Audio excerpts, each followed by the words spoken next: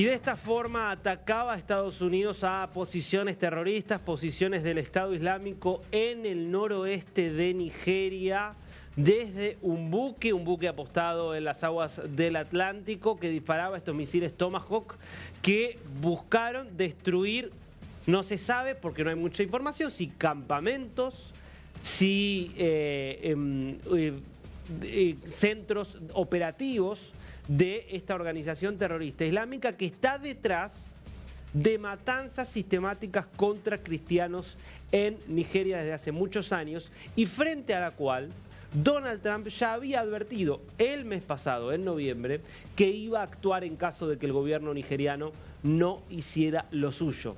Bueno, el gobierno nigeriano no hizo absolutamente nada, para decir la verdad, o nada relevante frente al terrorismo, y termina aceptando, porque fue una aceptación, la intervención estadounidense. Así lo anunciaba anoche el presidente Trump. Esta noche, bajo mi dirección como comandante en jefe, Estados Unidos ha lanzado un poderoso y letal ataque contra la basura terrorista de ISIS en el noroeste de Nigeria, que ha estado atacando y asesinando de forma brutal, sobre todo a cristianos inocentes, a niveles que no se habían visto por muchos años, incluso siglos. Previamente había advertido a estos terroristas que si no detenían la matanza de cristianos iban a tener que pagar un infierno, y esta noche ha ocurrido. El Departamento de Guerra ejecutó numerosos ataques perfectos como solo Estados Unidos es capaz de hacer. Bajo mi liderazgo, nuestro país no va a permitir que terroristas radicales islámicos prosperen. Que Dios bendiga a nuestro ejército y feliz Navidad para todos, incluyendo a los muertos terroristas que van a tener que pagar mucho más si continúan con esta matanza de cristianos. El mensaje que publicaba el presidente de los Estados Unidos y luego el video que veías antes, que era el mensaje, que era el video que publicaba oficialmente el Departamento de Guerra de este ataque. Por haber, insisto, pocos detalles sobre el número de bajas, cuántos terroristas mataron, qué es lo que se buscaba con estos ataques. Daría la sensación que independientemente de que puedan haberse atacado centros operativos o campamentos particularmente de ISIS en el norte de África, que es parte de la red de organizaciones islamistas que viene atacando cristianos de forma sistemática, hubo una idea de hacer y de dar un mensaje fuerte para Nigeria y me parece que para toda la región, de que Estados Unidos va a erigirse y está dispuesto a erigirse con Donald Trump en una especie de guardián de los cristianos que hoy están siendo perseguidos en distintos lugares del mundo, sobre todo en el norte de África, que es donde están la mayor parte de los cristianos, pero donde al mismo tiempo priman los musulmanes y donde hay mucha organización extremista. Esto, importante recalcarlo, se hizo bajo coordinación con el gobierno de Nigeria, o por lo menos eso es lo que públicamente dice Nigeria. Esto es lo que publica el Ministerio de Relaciones Exteriores, afincado en Abuya, comunicado de prensa.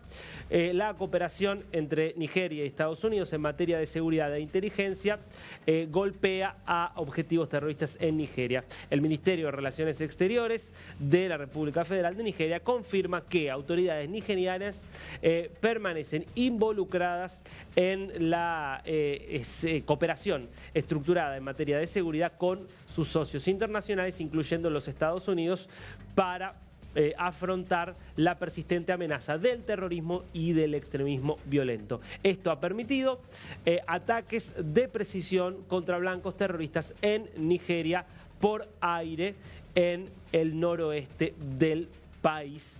Esto es concretamente lo que publicaba el gobierno. No sé si tenemos el mapa, me avisan si lo tenemos, para que veamos exactamente dónde fue la zona de las operaciones. Acá podés ver, es bien al noroeste de Nigeria, directamente en la frontera justamente con Níger. Es el lugar donde se llevaron adelante estos ataques. Justamente allí, en una de las tantas zonas donde hay presencia del extremismo islámico en Nigeria. Ahora, la verdad es que esto no termina acá. Por lo menos la amenaza del extremismo islámico en Nigeria, y me animaría a decir en todo el norte de África, continúa. Por eso digo, esto es más bien una señal de lo que se viene, sobre todo en caso de que continúen las matanzas a gran escala, que son las que vienen de algunos años. Repasemos algunos datos, porque para que se entienda que estos no son locuras de Trump, esto es parte de una realidad muy oscura, sangrienta, habría que decir, por muchos años ocultada y olvidada en la gran prensa occidental, que parece que cuando los asesinados son cristianos importa menos. 82% de los cristianos asesinados por su fe en el mundo murieron en Nigeria. Este dato es impactante. 82% de los cristianos asesinados por su fe en el mundo mueren en Nigeria. ¿Qué grupos terroristas están detrás de esto? Boko Haram, que era en su momento una filial de Al Qaeda, e ISWAP, que es básicamente el nombre con el cual se conoce a ISIS en esta región de África. Sigamos viendo algunos datos más de el contexto que lleva a Estados Unidos a realizar este ataque. 92 millones de cristianos viven en Nigeria. Este es uno de los datos centrales para entender por qué hay tantos ataques. Bueno, porque siendo un país de mayoría islámica, es uno de los países que tiene mayor porcentaje de población cristiana. 43%, son 50 y pico los musulmanes. Estos son tomados 2022 porque son los datos que están más consolidados y es más difícil hacer una estadística más tan cerrada en los últimos años, sobre todo por lo inaccesible, porque obviamente el propio Estado nigeriano no es ni de ninguna ayuda para poder hacer un relevamiento de lo que pasa. Lo cierto es que entre 2022 y entre 2020 y 2022 están documentados 12.793 cristianos asesinados y 7.900 secuestrados. Escuchen las dimensiones de la matanza de la que estamos hablando. Y es una matanza que la verdad que a menos que nos venga siguiendo a nosotros acá, quizás no escuchaste nunca en ningún lado. Es increíble cómo pueden matar a 10.000 personas, 10.000 cristianos encima, y en el continente, el continente más cristiano del mundo, que es América Latina, esto pase desapercibido. Pero lo mismo pasa en la prensa europea, ¿eh? Esto es lo interesante. ¿Qué más de lo que han sido estas masacres?